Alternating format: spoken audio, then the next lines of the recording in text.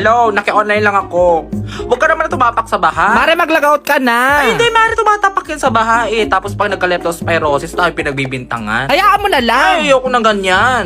Alagaan nyo ang sarili nyo. Pag may baha, huwag na kayong lumabas. Pag may sugat yung mga paan nyo. Ayaw, may point ka dyan. Ay, Mare, sinasabi ko sa iyo. Ano yan, Mare? Ngangat-ngatin ko ang mga damit niya. Ay, huwag naman. Ay, pinagbibintangan tayo, te. Pagpasensyahan na Hindi lang. pwedeng ganito lagi. Ay, ano gagawin natin dyan? Huwag na kayong lumabas. Ay, tama ka naman, Mare. May nahihirapan na nga dito kung saan kami dalahin. Huwag mo namang galitan. Ay, ayoko na ganyan.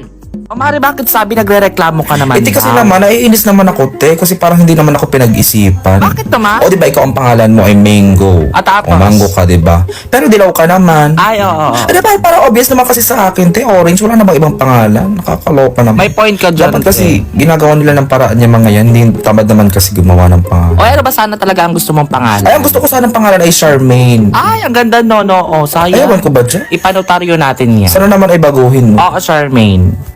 Ayan na. Ililigaw natin yan siya, oo. Yan sila, dadaan yan sila. Bebalik rin natin ang damit natin. Ayun. Baka may tikbalan. Binaliktad ang damit. Hala, oo O, nga. paano maliligaw natin yan? Binaliktad ang damit. Sino ba kasi nagsabi ng sekreto ng panlunas yung baliktad na damit Aba, na di yan? ko alam. Asan na natin yan sa dalahin? Maghihintay na naman tayo ng biktima. Ay, wala tayong gagawa. Ganun Sinasabi ko talaga. sa'yo, pinagkalat mo kasi eh.